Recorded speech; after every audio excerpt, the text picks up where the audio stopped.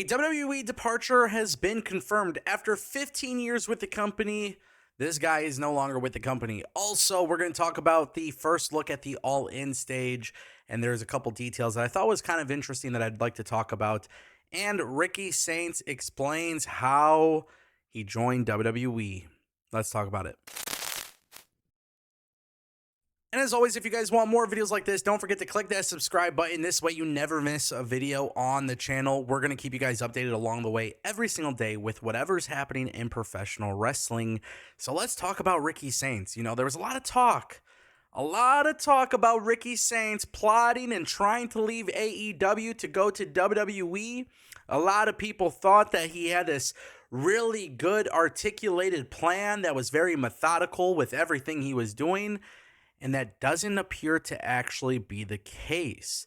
Now, when it came to Ricky joining the WWE, there was a lot of talk about it truly being a very quick last-second process. Now, Ricky Saints talked about this on the podcast with Cody Rhodes that he has called What Do You Want to Talk About?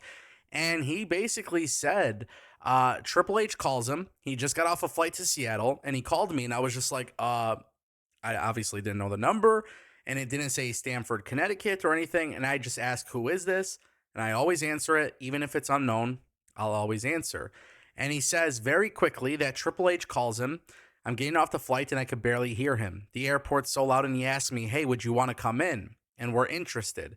We'd love to have you. You're talented. And I was like, oh, yeah, sure. Hell yeah. And then he says, right as I'm getting on the tram, he says something about like going to Raw or SmackDown. I was like, what did you say? And he says, and I said, can you repeat yourself? Because I know how it feels. And he goes, yeah, for sure. And then basically invited him to meet with Shawn Michaels. So what's really crazy here is a lot of people thought like this entire time that maybe Ricky was talking to WWE behind the scenes. Maybe he was talking to Triple H, or maybe he was talking to Cody to get him into the company. That wasn't the case. Triple H and the company have their pulse on everything. They know exactly what's going on in the industry. They're not dumb. They pay attention to the internet. They pay attention to the reports of people who are in contract, not in contract, that kind of thing. And WWE made the call. Clearly, WWE was interested. They were clearly interested in Ricky, and it made a lot of sense for them to bring him in. But it was just such a quick process. I don't think people even realize, like, the news that Ricky was no longer with the company and then him showing up in NXT, it was so damn fast. I don't know if people actually anticipated it to be legitimate. And I do think to a certain extent, that's kind of fun to watch. Like, you're on your tippy toes. You don't really know what's going on. It's relatively cool. All right, guys, there's a new picture floating around social media, and you're probably looking at this image, and you're probably thinking like, okay, this doesn't really look like the All In stage, right? And I understand because this is the first look at what they're doing construction-wise. You can see the equipment and stuff like that. But this is an image that is floating around social media. And basically, there's a couple details that I want to talk to you guys about when it comes to AEW All In. And more specifically, a lot of people were wondering about the layout. Now, it is a baseball field, which is pretty interesting because Tony Khan clearly has a lot of connections in the world of sports. And he actually admitted as well that he plans on doing potentially more baseball stadiums. However, if you look at this image, the one thing that you could actually see is that the roof is still intact.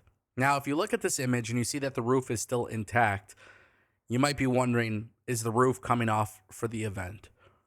Andrew Baidala actually says that's not the case. So it appears that AEW All In, yeah, they're probably going to have a big stage based on the seating chart, which makes a lot of sense, but they are going to keep it indoors. For some reason on social media, people are throwing this stuff out there in regards to the weather and the heat and how unsafe it is.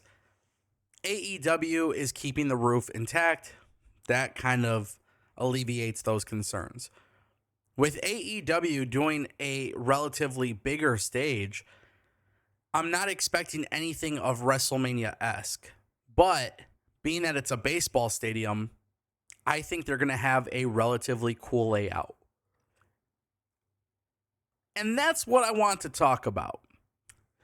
We have gotten to a point in professional wrestling where the layout for WWE or AEW, the Trons, the ring, the ramp, all of these different things, it's kind of been relatively boring. And I kind of hate that. I actually really hate that. I feel like there is a lack of creativity when it comes to pay-per-views and TV shows constantly playing it safe. Even sometimes for WrestleMania, it feels like they're playing it safe. So we are at a situation with All In. We know the construction has started. We know that they're there and they're preparing for it. We know the roof is staying. That also limits them a little bit. I don't think it's a bad thing, but I want to see what the stage is going to look like. I want to see how much effort and creativity they put into the stage and to the overall presentation. And obviously, I want them to have a great show. But whatever you see here at Globe Life Stadium will essentially be what you can expect for AEW as they move forward, potentially doing more baseball stadiums. Pretty cool. And that brings us to our final topic, ladies and gentlemen. Scott Stanford is gone from WWE after 15 years with the company. He came out on social media and revealed in a new video of himself that he was leaving the WWE studios for the last time. He expressed gratitude for his time with the WWE and left the door open for a potential return. This is a guy who's been with WWE for a very long time. A lot of you guys may not even know this, but at one point he was commentator for WWE Superstars in 2010. You might have seen him on Raw Talk, Afterburn, This Week in WWE. He's done a lot of studio shows for WWE and pay-per-views over the years. Now, he has not revealed if this was WWE, making budget cuts or anything like that, but it's safe to say that essentially, WWE decided to move on. Maybe they don't need him. Maybe they don't want him. He says he would be, welcome. He would like to go back potentially, but it's over.